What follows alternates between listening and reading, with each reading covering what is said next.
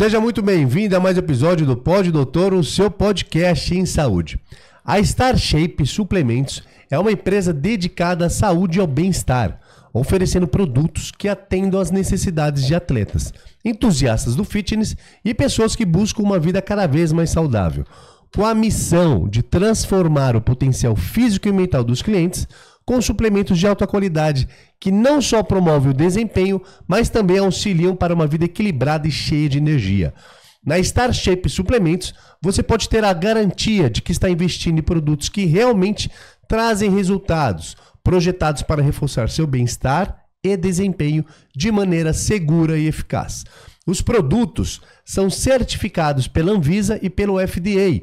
Eles trabalham com todos os padrões de qualidade e inovação para garantir que os produtos sejam seguros e confiáveis. Brilhe com o StarShape e o suplemento para a sua melhor forma.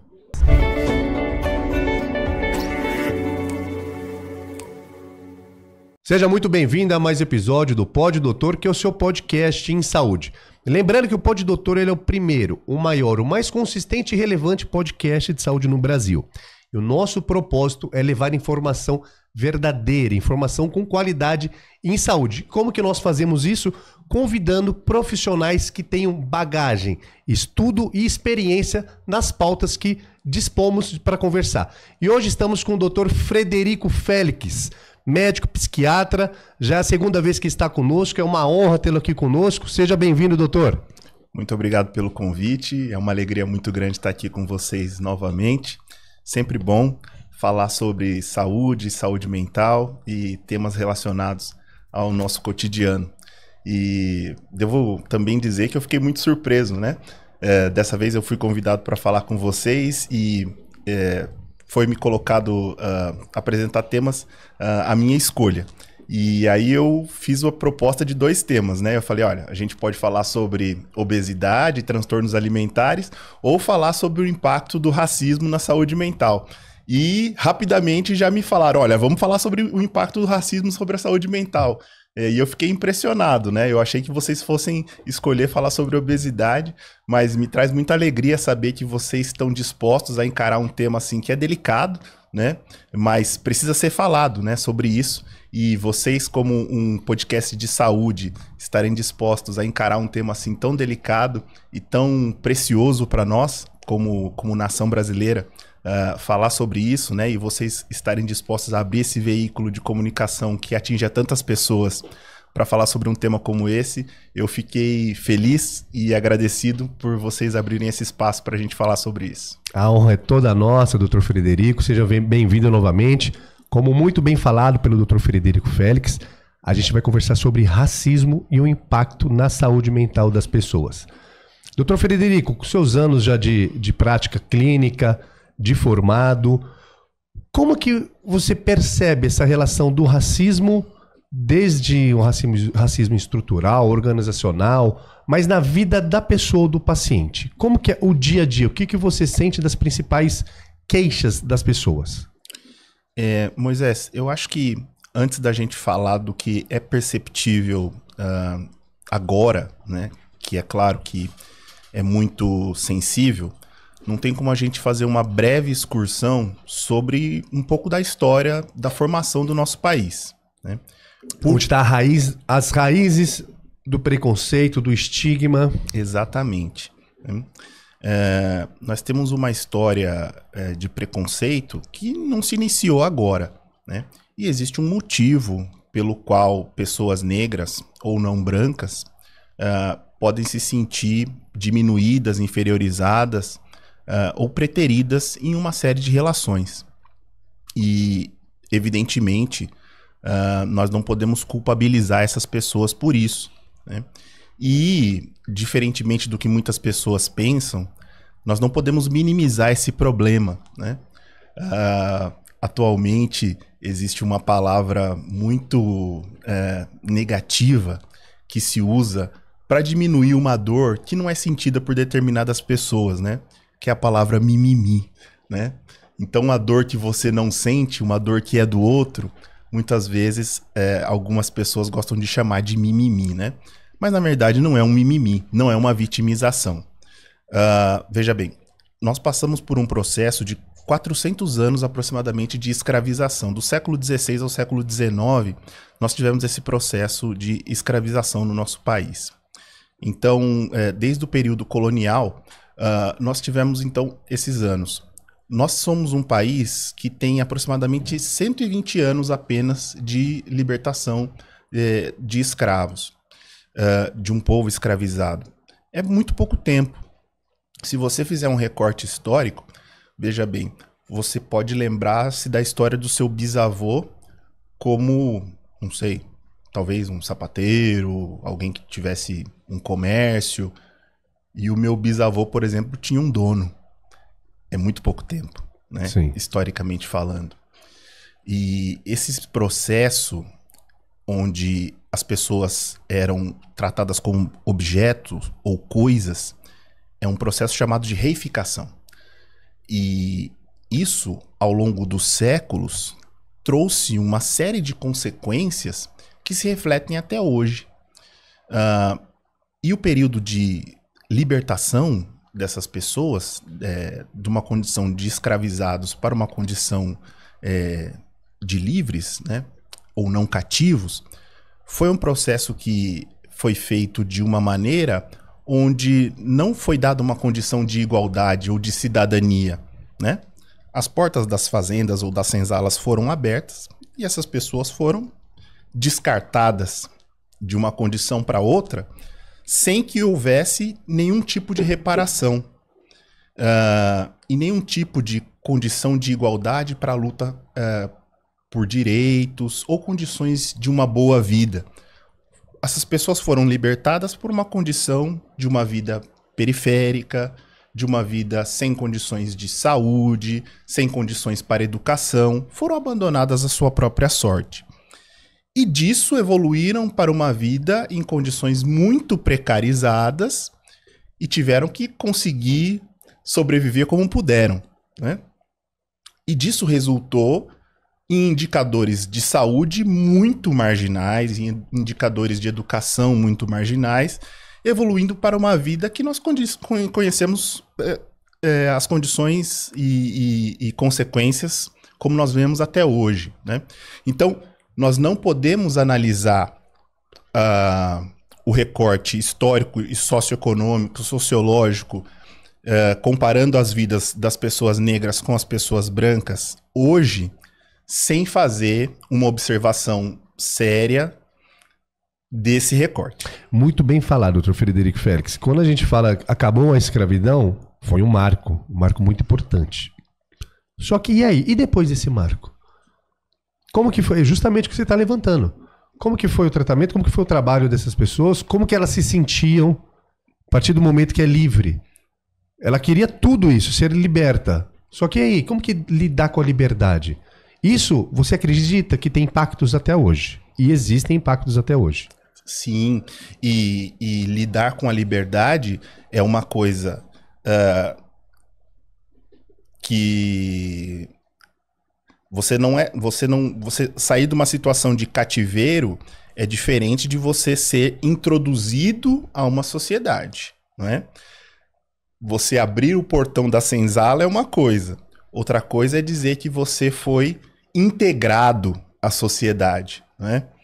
Durante muito tempo você não foi integrado a uma sociedade em questões de cidadania, como poder votar, como poder frequentar escolas, como poder aprender a ler, né? Quanto tempo demorou para se terminar com situações de segregacionismo, por exemplo, né? E é interessante nós pensarmos em coisas, por exemplo, durante muito tempo, o próprio termo racismo não existia, né? Ele foi existir a partir do século XIX, quando Darwin começou a falar sobre evolução. E a partir desse momento é que você começou a ter coisas como o racismo científico. Você precisava de ter justificativas para acreditar-se que um lugar ou determinada raça era superior a outra. Então, mecanismos sofisticados eram empregados para dizer-se que locais como, por exemplo, A Europa, onde predominava-se raça branca, era superior a, por exemplo, a África, onde predominava a raça negra. E dito por quem isso, né? Pelos vencedores ou contadores da história. Isso, a história ela é escrita pelos vencedores. Só que não é uma história real. Acaba sendo meio que uma epistemologias do Sul. Acaba deixando todo o conhecimento que existe verdadeiro e colocando somente à mesa dos vencedores, das pessoas que ganharam. No caso dos europeus. Pois então. E esses mecanismos, a forma com que você percebe isso, a forma com que você conta isso, acaba fazendo com que a percepção disso torne-se, de alguma maneira, opressora, né? Então, as pessoas que são oprimidas ou humilhadas sistematicamente dessa maneira, acabam se sentindo, de alguma forma, sofredoras, né? E o racismo é uma violência que humilha, e essa violência que humilha faz sofrer. Isso, sistematicamente, ao longo de 400 anos, reverbera de alguma maneira até hoje, né? Então, o simples fato de dizer que, olha, já teve a libertação, já teve a abolição, então tá tudo bem. Não tá tudo bem. Não tá tudo bem. Né? Então já teve a democracia, então já teve a libertação, então vocês que são as pessoas negras não têm mais do que reclamar, né? Vocês estão fazendo um chororô, um mimimi, né? E os índios também não têm mais do que reclamar, o Brasil é um só, é um povo só. Então esse é um dos mitos que talvez sejam alimentados até hoje, talvez não, né? São alimentados até hoje, e permitem a perpetuação de um racismo, né? Ou de alguma coisa que soe como uma certa democracia racial que na verdade não existe. Por quê? Uma série de indicadores de saúde ou uma série de indicadores da nossa sociedade mostram um desbalanço muito grande, onde determinada parcela da sociedade apresenta uma série de vantagens em relação a outra, e nós convivemos com isso como se estivesse tudo bem, né? E nós não podemos nem dizer mais que essa parcela que apresenta essa vantagem é uma maioria, porque o censo já não mostra mais isso, né? No último censo realizado, nós conseguimos observar que 54 a 56% da população brasileira se autodeclara negra ou parda. E esse número vem aumentando. O Brasil foi o país, né, fora do continente africano, que mais tem população negra. Nós fomos o país que mais recebeu negros durante o período da escravização. Nós fomos o último país do mundo a abolir a escravidão. Então tudo isso reverbera, né, ao longo dos anos. E a nossa história, ela fica de uma maneira muito, muito triste, muito vexaminosa, acabada de uma certa maneira, porque nas escolas e na nossa própria vida, nós somos alijados de um conhecimento de ícones negros do pensamento, né? A nossa história fica muito restrita à história dos negros como escravos. E nós não somos escravos. Nós somos um povo que foi escravizado. Mas a história do povo negro vai muito além disso. Nós existíamos antes de sermos escravizados. E existia uma história, existia uma cultura, existia tecnologia, exato. Existia tecnologia, existe pensamento, existe ciência, existe conhecimento, né?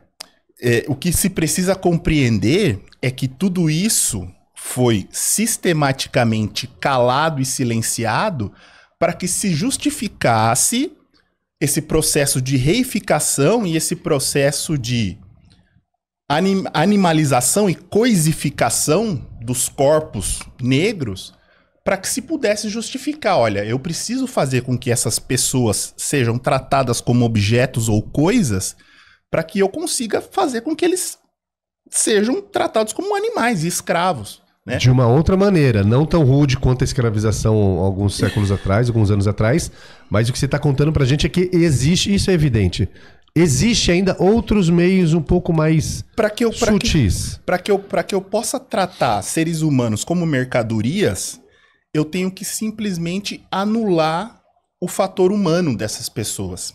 Agora, você imagina o impacto disso ao longo de séculos. O fator humano e o fator histórico também. O fator humano e o fator histórico. Antes da escravização. E aí, o que eu tenho que fazer sistematicamente? Eu tenho que fazer com que essa pessoa perca a sua característica humana. Então, tudo que eu tenho que falar que tudo que eu sou é bonito e tudo que ele é feio. Então, o seu nariz não é bonito, o seu cabelo não é bonito, a sua natureza não é bonita, né? Eu sou civilizado e você não é. Você é o violento, você é o animalesco, você representa o perigo, o medo, a sua religião é inadequada. E isso varia, esse tipo de tratamento, ele varia conforme o país.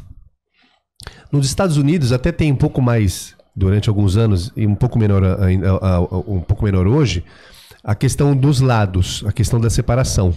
No Brasil já ocorre diferente. No Brasil já ocorre o processo de branqueamento. O processo da mulher que tem o cabelo enrolado querer alisar para ser melhor vista pela sociedade. É o que você estava levantando. Existe isso no Brasil e não é uma maneira de manter o racismo ainda. É o que você estava dizendo, doutor. Tipo, colocar o que é feio e o que é bonito. Não é isso. Quem pôs isso? Quem são as pessoas que falam isso? É o que você estava levantando, estava contando. No Brasil existe esse processo de branqueamento, que é a mulher de cabelo enrolado querer alisar, querer casar com pessoas brancas para ter filhos brancos. Isso está errado.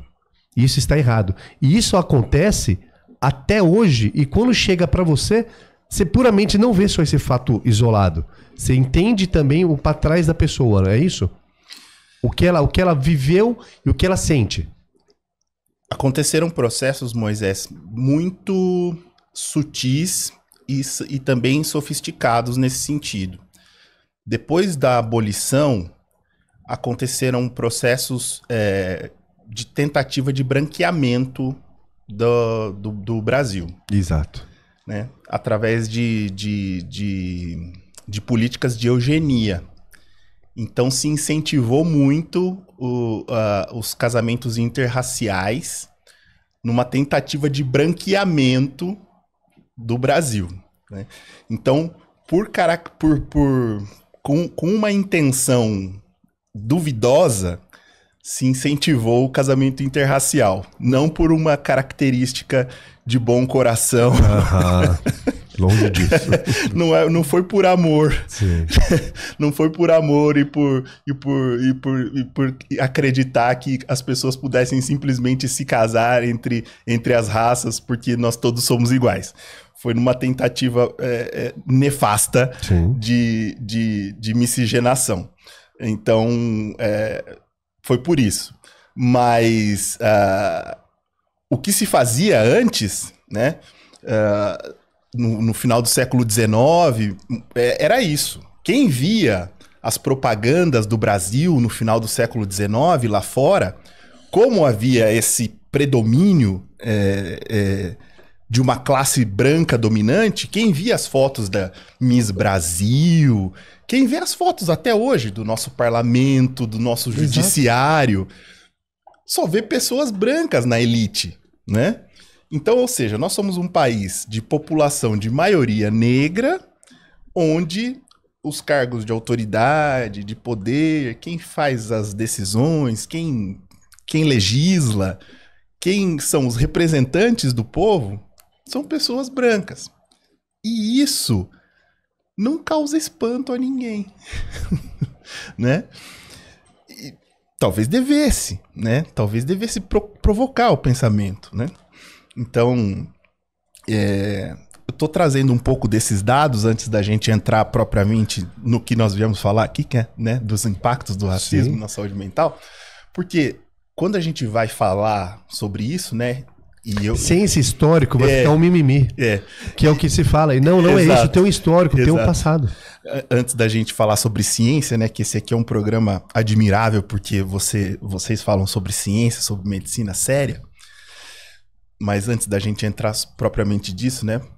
É importante a gente falar sobre isso, porque nós somos formados sobre isso. Então, às vezes a gente aqui tem essa coisa, dessas negativas, né? Então, não é um assunto terminado, né? A abolição, ela aconteceu de uma maneira onde abriram-se as portas das fazendas, mas não houve integração. É a mesma coisa você falar que acessibilidade, né? Ou aceitar, por exemplo, uma criança que tem uma criança especial, aceitar essa criança dentro de uma sala de aula, não é a mesma coisa que dar condições para ela aprender, né? Então, nós temos que ter condições especiais e diferentes para que essa pessoa seja integrada, não é? Por quê? Porque a corrida ela começou de uma maneira muito dispar. E aí, quando a gente fala em ações afirmativas, quando a gente fala em cotas, quando a gente fala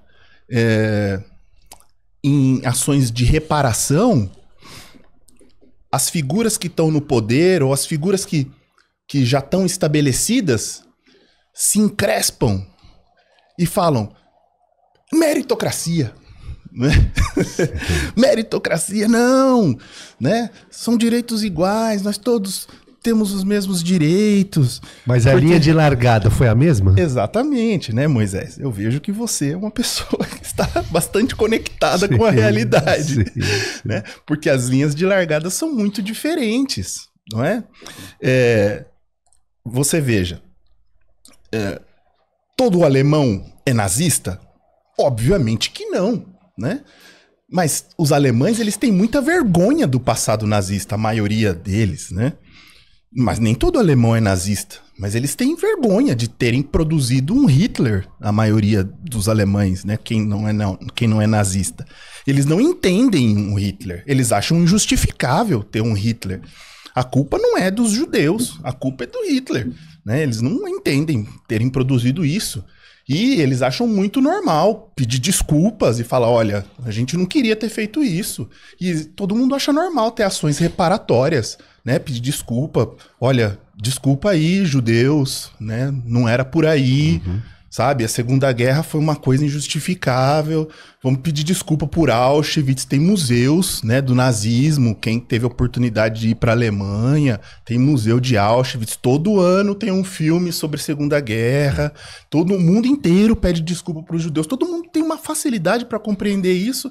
Agora, da escravidão, 400 anos, 200 milhões de negros mortos, navio negreiro e nada. Nenhuma ação reparadora, ninguém pede desculpas, com anuência de igreja católica, sabe?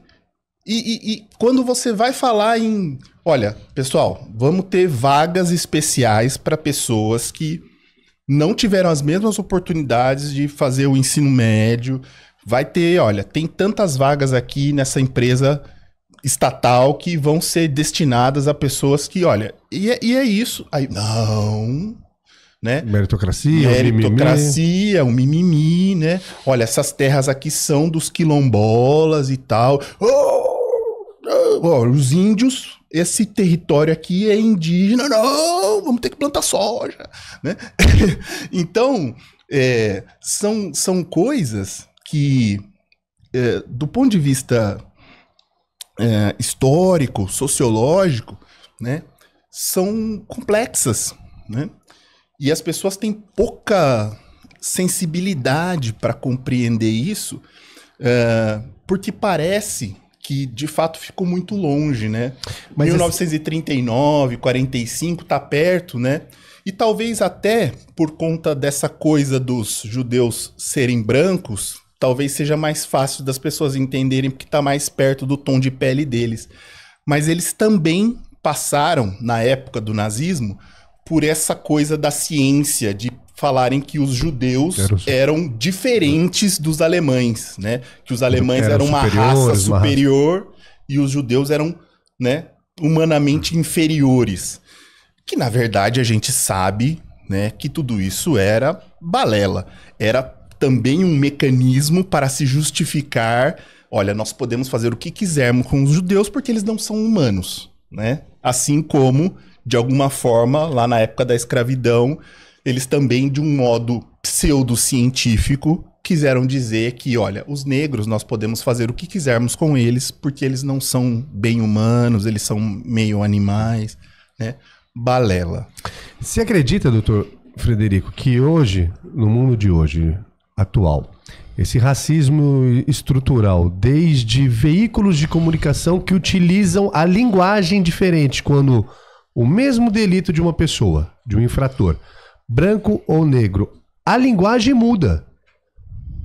Essa parte estrutural, política do racismo, você acredita de que maneira a gente consegue mudar isso gradativamente? É um desafio, é uma pergunta muito desafiadora. Vou deixar você falar, depois a gente pode tocar mais sobre esse assunto antes de a gente ir para o lado clínico dos resultados e impactos desse racismo. Nós estamos fazendo isso agora. Exatamente. Exatamente. Trazer à luz. Nós estamos fazendo isso agora. Porque nós estamos falando sobre isso, e nós estamos falando que isso existe, né? Então, falar sobre isso é fazer isso, né? É admitir que isso existe, é admitir que nós estamos num mundo que não trata as pessoas de maneira igual, né? Então, nós temos que admitir que nós somos diferentes, e admitir que nós somos diferentes não tem que exatamente significar que nós somos desiguais, né? Você é um homem branco, eu sou um homem negro, mas ambos somos brasileiros, então nós temos que saber que somos diferentes, mas nós não temos que ser desiguais, né? Então, temos que caminhar para uma sociedade onde nós possamos frequentar os mesmos ambientes, onde nós consigamos ter os nossos direitos iguais e preservados, e assim por diante, né? As mesmas condições profissionais, as mesmas condições estudantis, Exato. As mesmas condições universitárias. Exato, né? Então, você veja, nós como homens negros e mulheres negras, somos afetados pelo racismo desde o nosso nascimento. E os indicadores de saúde, os indicadores de vida, eles estão aí para corroborar essa minha fala, né? Então, uma pessoa negra vai ter indicadores de saúde, e aí entram, né, os fatores sociais, né? E aí entram os números para corroborar a minha fala, né? Então você pode entrar lá nas páginas do SUS, né, ou visitar os números do IBGE para ver que essa história que eu lhe contei, né, tá lá explicitada em números, né? A escolaridade entre negros e brancos é bem menor entre negros. Ah, então, né, quer dizer que o negro é mais preguiçoso? Não, é porque tem menos acesso, né? O acesso à saúde é menor entre pessoas negras. A expectativa de vida é menor entre pessoas negras, né? A expectativa de vida de uma pessoa branca está na casa dos 71 anos, mais ou menos. Entre pessoas negras, em média, 65 anos, né? Então, você vê, vive bem menos. E não é só uma questão relacionada à condição social, né? Já tem estudos que já viram isso, né? Mesmo uma pessoa negra de classe média e um homem branco de classe média, a pessoa branca vive mais. Né? Então não é só uma questão de dinheiro, porque algumas pessoas gostam de simplificar aí, né? Falar, não. O racismo no Brasil não é isso. O racismo no Brasil é dinheiro, né? Um cara com dinheiro, ele é menos discriminado, tá tudo... Não está tudo bem. Não está tudo bem, né? Então, doenças crônicas, né? Isso aí são coisas simples. É um Google que você vai dar, né? As pessoas que estão nos vendo, é maravilhosa essa parte da tecnologia, porque as pessoas do futuro vão nos ver, né? Isso aqui vai ficar gravado e as pessoas do futuro vão ser capazes de nos ver. Então, a pessoa tá lá no futuro, vai dar um Google aí e vai ver. Tomara que daqui a alguns anos vejam esse episódio e falam, nossa, isso é passado. Ele falava isso e agora é tudo diferente. Infelizmente, né, cara? A gente anda a passos tão lentos. Foi importantíssimo você situar a parte histórica, que ela é conhecida pela maioria das pessoas, só que o básico, o óbvio precisa ser dito. Através dessa história, você tocou no ponto que foi fundamental, que chega aos resultados alarmantes em saúde geral que você acabou de colocar. Uma coisa é acabar a escravidão, outra coisa é que não existe até hoje perfeitamente a integração. Essa integração hoje, na questão do acesso a boas escolas, acesso à saúde, acesso à qualidade de acesso a vagas profissionais, isso afeta muito o núcleo da identidade da pessoa. Eu quero saber um pouco mais disso. De que maneira afeta o núcleo da identidade da pessoa, e acredito eu que isso terá consequências na relação pessoal e o convívio social que ela tem com os outros, na relação dela com os familiares, na relação dela com os amigos de trabalho. De que maneira você vê esse aspecto histórico que acabamos de situar nos dias de hoje? De uma maneira muito complexa. O que eu estava dizendo a você, desde pequenos, né, e Harvard tem um estudo que fala que a criança negra, desde pequena, ela já está exposta e vulnerável a um tipo de estresse muito diferente de uma criança branca, porque ela não tem uma identidade formada com bons exemplos e bons... E se ela não tem uma história bem ensinada para ela, quais são os exemplos que ela vai seguir? Se ela vai ser exposta a, por exemplo, vários tipos de violência. Às vezes, se ela não é o alvo da violência, ela vê o amigo ser alvo de violência. Se ela mora numa periferia ou numa área de vulnerabilidade, o amigo foi vítima de racismo ou de violência. Ela está o tempo todo tensa. Tem áreas do cérebro dela que estão sempre hiperestimuladas. Áreas relacionadas a medo, a vergonha, a ameaça. E outras áreas que estão sendo negligenciadas. Porque essas áreas estão sendo hiperestimuladas. Então, áreas relacionadas a aprendizado, a controle de impulsos, estão sendo negligenciadas. E mesmo que ela não seja a vítima direta da violência, ela está vendo a pessoa que é semelhante a ela, outra pessoa negra, sendo vítima dessa violência, sendo vítima de escárnio, sendo vítima do racismo. Então, esse ambiente de vulnerabilidade, esse ambiente de precariedade, já desde pequeno, já torna ela hipersensível e amedrontada com relação a isso. Será que vai acontecer comigo? Eu vou ser a próxima pessoa? Por que toda hora a polícia tá batendo aqui, né? O braço do Estado que chega não é o braço da assistência, é o braço da violência, né? Meus pais não estão envolvidos com crime, mas só vem a polícia aqui, né? Nessa área periférica, que foi a única área possível, né? Abriram a porta da fazenda, abriram a porta da senzala, mas ninguém me deu uma casa para morar, não tenho condição de nada, não tenho emprego, né? Porque ninguém emprega pessoas negras. os trabalhos que são relegados a mim, que não tenho educação, que não tenho formação, que estou restrito somente aos meus braços e à minha força, o trabalho que me deixaram fazer, que resta para mim fazer, são os piores trabalhos, os mais indignos, os mais sujos, e as áreas que me restam para morar são as áreas piores áreas, as áreas periféricas, né? Que historicamente foram as áreas ocupadas e que estão ocupadas até hoje, no Rio de Janeiro, nesses lugares, as periferias, né? Como você, doutor Frederico, eu quero fazer uma pergunta direta. Hoje você é um médico formado, psiquiatra, renomado, escritor de livro, inclusive esse livro maravilhoso, Pensamento Ilustrativo.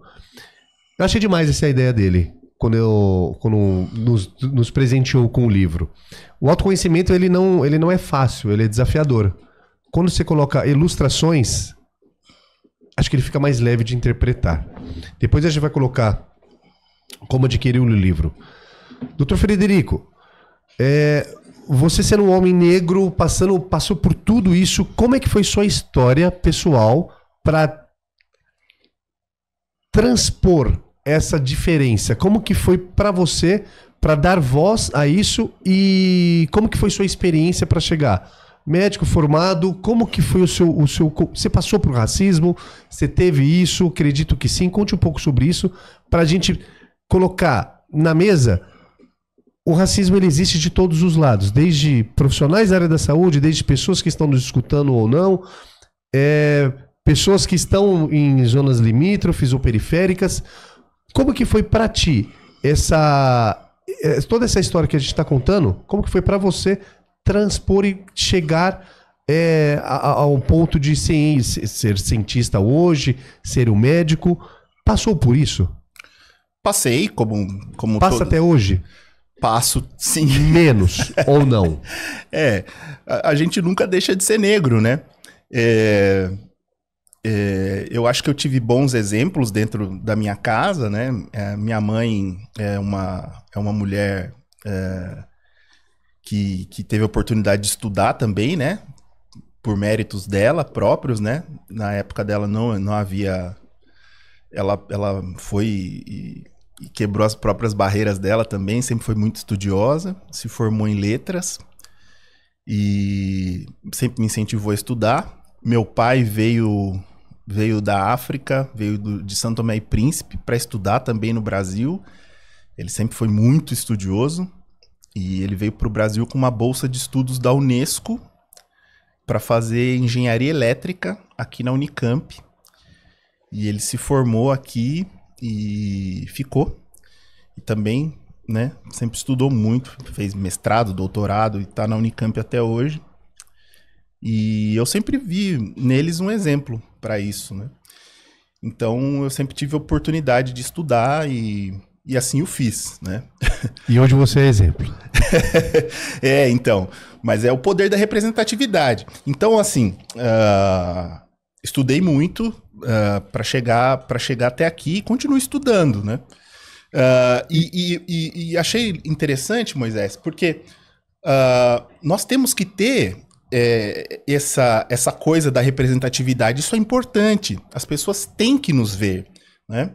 E dentro da nossa comunidade negra, nós temos que ter representatividade e representantes. Onde é que estão os nossos intelectuais? Nós não temos que ser limitados aos nossos corpos, né? Isso também é uma forma de diminuição, de preconceito, né? O homem negro não é só um corpo negro, né? Não é uma animalização, né? Nós somos bons esportistas? Somos também, né? Nós somos bons músicos? Somos também. Né? Feijoada, tá bom, já chega. Todo mundo sabe que a gente sabe fazer feijoada, tudo bem. Mas nós também sabemos pensar, né? Dr. Juliano Moreira, primeiro psiquiatra negro, entrou na faculdade de medicina aos 13 anos de idade. Esse homem foi um pensador, ele revolucionou a psiquiatria brasileira, ele recebeu Einstein na sua casa. Einstein! Esse homem recebeu Albert Einstein, primeiro psiquiatra negro, Dr. Juliano Moreira. Ele falou bem dos estudos de Freud, antes de Freud lançar o livro A Interpretação dos Sonhos, em 1889. Ele já falou bem de Einstein, tá nas atas do Dr. Juliano Moreira, psiquiatra negro, né? E Lima Barreto, né? Escritor negro, né? Maravilhoso. Quantos anos a gente demorou para saber que Lima Barreto era negro? Essas coisas são roubadas da nossa história. Machado de Assis, né? Nosso Dostoiévski. Sim. Esse homem é o Dostoiévski brasileiro, Machado de Assis. Isso é fantástico. Quantos anos você demorou para saber que Machado de Assis era negro? Muitos. Muitos. Eu vim a descobrir que Machado de Assis era negro depois de adulto. Sim. E eu lia Machado de Assis na escola, no segundo grau, eu lia Machado de Assis, eu devorava Machado de Assis. E eu não sabia que esse homem era negro, né? Isso é importante para nós sabermos. Enquanto brasileiros, sim. Enquanto negros, mais. Porque nós precisamos saber que existem homens que estão pensando, que são cientistas, né? Dona Ivone Lara, sambista, maravilhosa, mas além de sambista, enfermeira, assistente social, terapeuta ocupacional, participou ativamente da reforma psiquiátrica, né? Lá no Engenho de Dentro, no Rio de Janeiro, né? Mais uma vez, Dr. Juliano Moreira aboliu as camisas de força. Dr. Juliano Moreira separou os hospitais psiquiátricos em alas, separou homens e mulheres, separou os doentes psiquiátricos pelas suas afecções, pelas suas doenças. Então, são homens que revolucionaram as coisas, são pioneiros, né? Então, assim, quando a gente vai falar em transtornos mentais, em racismo, como afetando a nossa condição, é importante nós sabermos que é um sofrimento muito específico e nem todo sofrimento se torna doença. Mas, quando nós falamos em racismo, é importante nós sabermos que ele é um problema da sociedade e não é um problema do negro. O mundo... Opa. Tranquilo. O mundo tá torto. Não é a pessoa negra que está torta. Quem está torto é o mundo. Nós precisamos consertar o mundo. E o racismo não é um problema do negro. É um problema da sociedade. E ele precisa ser enfrentado enquanto sociedade. Se só uma classe tem direito, isso não é um direito, é um privilégio. Se uma minoria branca tem acesso a todas as coisas, isso é um privilégio. Se só vocês têm acesso a tudo isso, é um privilégio. E a vida nunca vai ser legal, porque vai ser sempre essa disparidade, sempre esse espaço de tensão. Então, o branco brasileiro tem que deixar de querer achar que aqui vai ser Estados Unidos, que você... Não. O Brasil é um lugar diferente. E nós temos que fazer a coisa de um jeito diferente, né? Tentar de deixar silenciar, tentar de deixar de tentar fazer o outro inexistir, né? Tentar de deixar fazer calar o outro, né? Como se aqui não existisse esses 56% de pessoas que ajudaram a fazer esse país, né? Quem tá aqui hoje, os brancos que vivem aqui no Brasil hoje, não tem culpa de tudo que aconteceu há 400 anos, né? De todo o racismo que aconteceu, não é culpa. Não é culpa sua, né? Se o seu avô foi fazendeiro e teve escravos, eu sei que não é culpa sua, tá? Mas você vive num mundo que foi construído dessa maneira. E alguma responsabilidade você tem que ter, né? E aí, vamos ajudar a consertar? Ou vai deixar degringolar pro resto da vida? Né? Por quê? Consequências estão em voga, estão acontecendo. Não tem como ter uma vida boa se existe esse gradiente tão grande. Por quê? É um espaço de constante tensão. Spinoza fala de um conceito muito elegante, que é o conceito de conatus. Conatus significa esforço. É do latim esforço. Esforço por bem viver, todo homem tem direito à liberdade, todo homem tem direito de buscar uma vida melhor, todo homem tem direito de esforçar-se por viver e não só sobreviver, por viver bem. Todo mundo entende isso, né? E quando a gente pensa numa pessoa negra, né, quando se falava assim, ah, não, mas é que aí o escravo fugiu. É claro que ele fugiu. Né? É claro que ele fugiu. Ah, era um negro fujão. É claro que ele fugiu. Ele queria uma vida melhor. Todo mundo tem direito de ser livre, não tem? É fácil entender isso, né? Então, era bom escravo e mau cidadão? Não. Todos nós temos direito de querer algo melhor, de bem viver, não só sobreviver, mas bem viver. Então, integrar as pessoas, deixar com que elas sejam livres, que elas busquem uma vida melhor, uma vida mais satisfatória, que não apenas elas sobrevivam, né? Então, entender esses indicadores de saúde que são tão ruins entre uma camada de pessoas e tão diferentes entre outra camada, é essencial para nós compreendermos que alguma coisa está errada, né? A cada 10 suicídios cometidos, 6 são de pessoas negras, entre os jovens. Olha esse número, né? A cada 10, 6 negros. A cada 3 pessoas presas, 2 são negras. Então, há um desbalanço muito grande entre a sociedade, né? No número das escolas, o número de abandono no ensino médio, 50% das pessoas que abandonam o ensino médio são pessoas negras. O acesso a salário é muito diferente, a disparidade. Então tudo isso afeta, né? E eu acho que é interessante, vou pedir até para o pessoal do estúdio, o pessoal do marketing, colocar os principais nomes que o Dr. Frederico Félix colocou como as pessoas que romperam as barreiras. Isso é importantíssimo para o nosso tema. Quando eu perguntei para o Dr. Frederico quais foram como que ele transpôs essa barreira que existe, e ela existe e tem que ser dita, ele falou, são exemplos, o pai e a mãe. A gente vai pegar todos esses nomes e colocar como exemplos de pessoas que vão para a ciência, vão para a medicina, vão para cargo de liderança, vão para a política, vão para pessoas que têm uma decisão que podem mudar. Isso, quando eu te perguntei alguns minutos atrás como fazer isso, é isso. É trazer à tona, trazer à luz do dia, trazer à luz da informação. Que existe racismo estrutural, organizacional, sutil às vezes, mas ele existe. O que o Dr. Frederico Félix está trazendo, ele traz números consistentes de pesquisas, que desde saúde mental, ou saúde física, ou a questão de retenção na cadeia, ou a questão de estudo, existe essa diferença. Essa diferença a gente está colocando na mesa e discutindo sobre ela. E você comentou alguns minutos, Dr. Frederico, algo que eu queria aprofundar um pouco mais.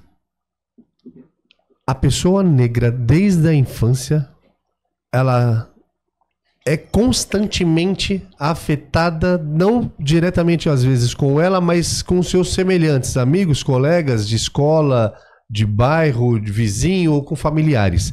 Isso acarreta e muito a questão da saúde mental dela. Tem tratamento diferente? Acredito que não, mas como que é o trato? Porque quando a gente fala de racismo, ele existe. Às vezes, pelos próprios profissionais da área da saúde, quando recebem uma pessoa negra. Às vezes, pelo próprio paciente, quando vai no psicólogo, no psiquiatra, qualquer outro tipo de profissional da área da saúde. Acontece pelas pessoas na sociedade de uma maneira geral. Como que é isso no seu dia a dia? Então, Moisés... Fica evidente, não fica evidente? É sutil? Alguns casos sim ou não? Algumas vezes pode ser mais evidente, outras vezes mais sutil. Existe alguma coisa que a gente chama de racismo institucional, pode acontecer, não é? Por exemplo, uma coisa que é nítida é uma coisa, por exemplo, mulheres que vão ser atendidas, por exemplo, no pré-natal, mulheres negras têm menos acesso ao pré-natal, mulheres negras sofrem mais de violência obstétrica. crianças negras morrem mais no perinatal, mulheres negras recebem menos analgesia no pré-natal. Tudo isso por quê? Por conta de, historicamente, se entender que a mulher negra tem mais resistência à dor, por exemplo, né? Então, nesse histórico de racismo, você entende também, por exemplo, que um homem negro tem mais resistência à dor, então você dá menos medicação para esse homem. Ele tem menos espaço para falar porque você infere que ele é um sujeito mais forte, mais durão.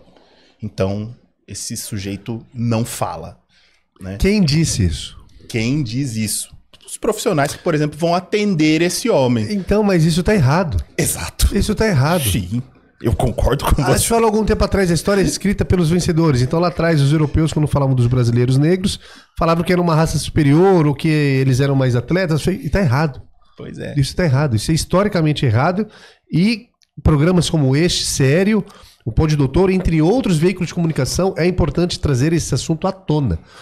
De que maneira? Expondo a realidade. Expondo a realidade. Quando o Dr. Frederico Félix, além do seu consultório particular, atende também no CAPS. Que é, qual que é o significado da sigla CAPS?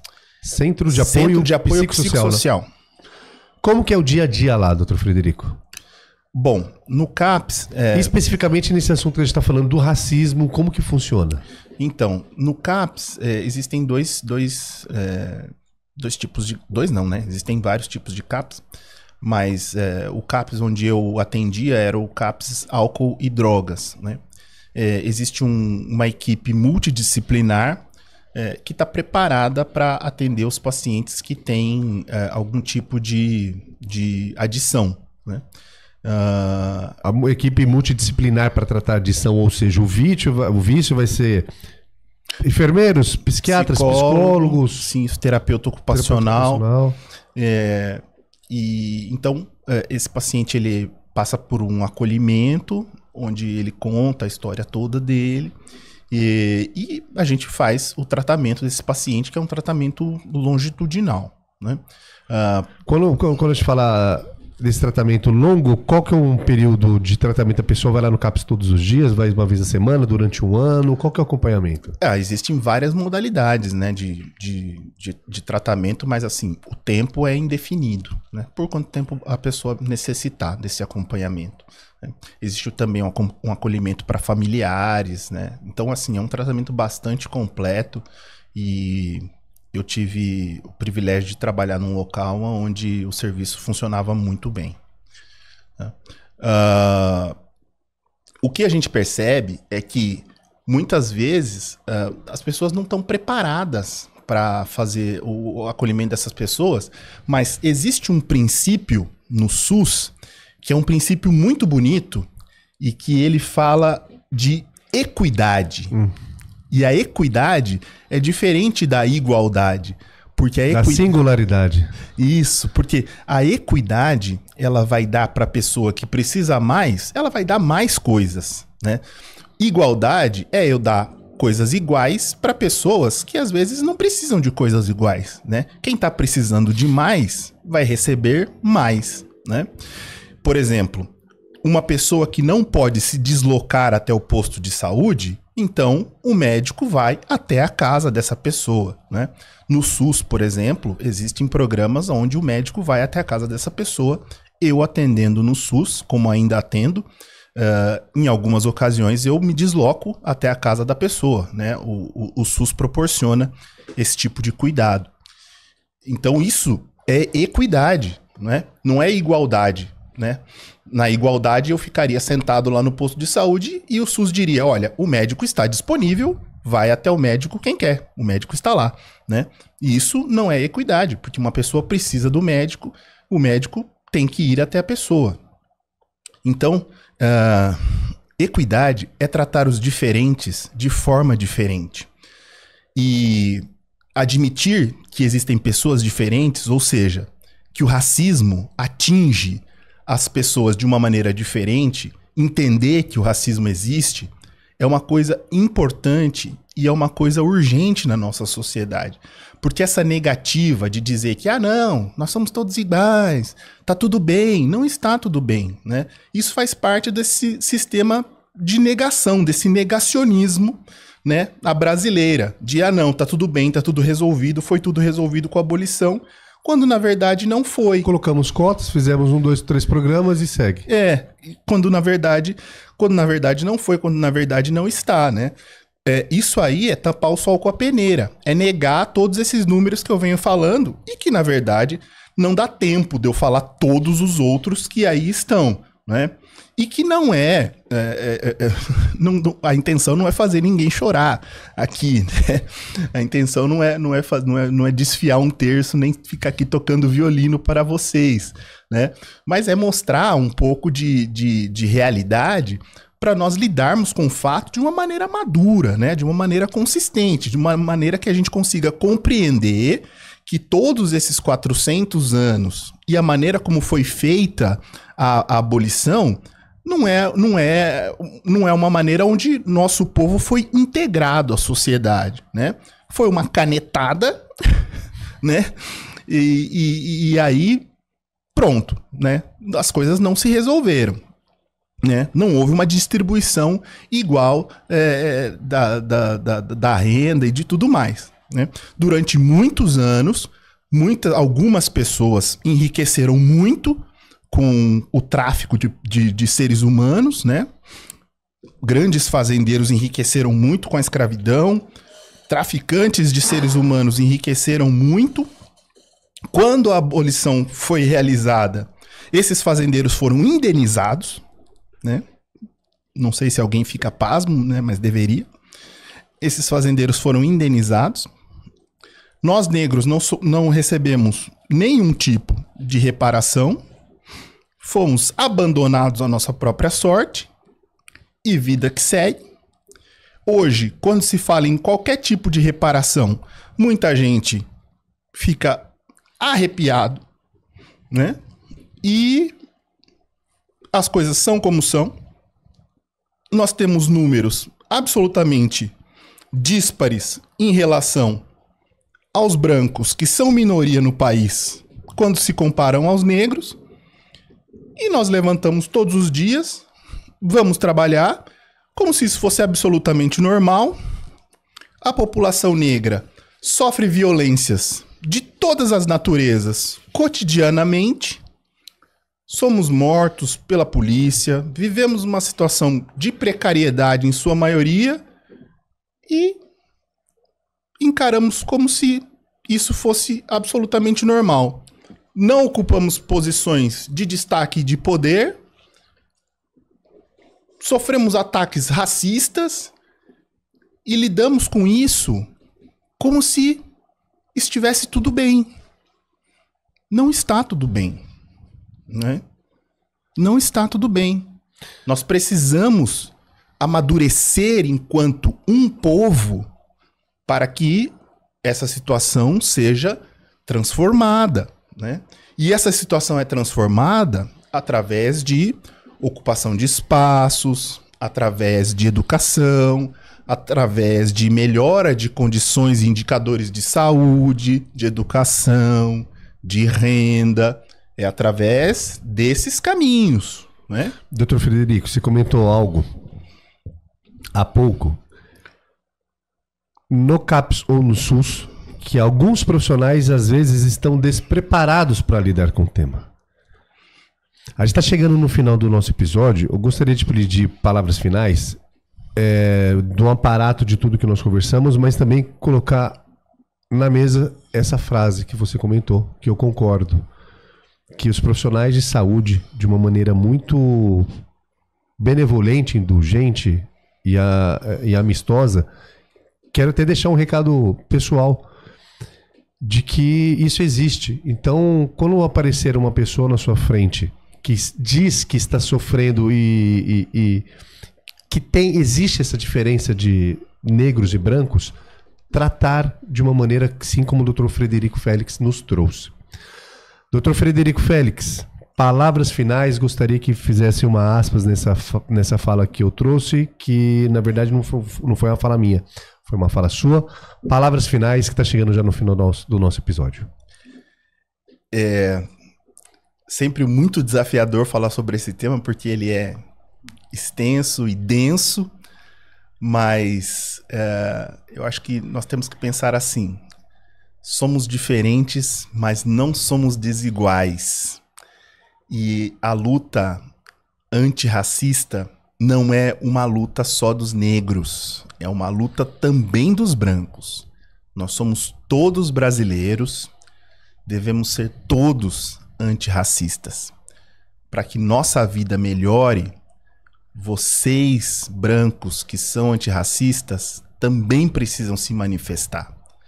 Essa é uma causa nossa, é uma causa brasileira, não é uma causa só dos negros. Existe um dizer que vem do continente africano que diz assim: Ubuntu. E Ubuntu significa eu sou porque todos nós somos. Então, isso diz respeito a todos nós, não só a mim. Eu estou aqui porque todos nós estamos aqui, porque todos nós somos, né? Então não só eu morro ou sofro quando um de nós sofre. Todos nós sofremos, né? Quando acontece uma violência contra mim, acontece uma violência contra todos nós. Então, apesar de sermos diferentes, isso não significa que nós somos desiguais. Então isso aqui diz respeito a todos nós. Dr. Frederico Félix, é um prazer tê-lo aqui novamente. Sorte todos os pacientes que eu tenho como médico, como psiquiatra, sorte todas as pessoas que cruzam o seu caminho. Muito obrigado por trazer essa pauta. O Pod Doutor é totalmente contra qualquer tipo de racismo. Que essa conversa seja encaminhada, seja compartilhada com todas as pessoas que você conheça. Isso é uma função nossa como sociedade, como muito bem dito pelo Dr. Frederico Félix. Um abraço para você, pessoal do estúdio, muito obrigado. Compartilhe e curta o Pod Doutor, que é o seu podcast em saúde. Até breve.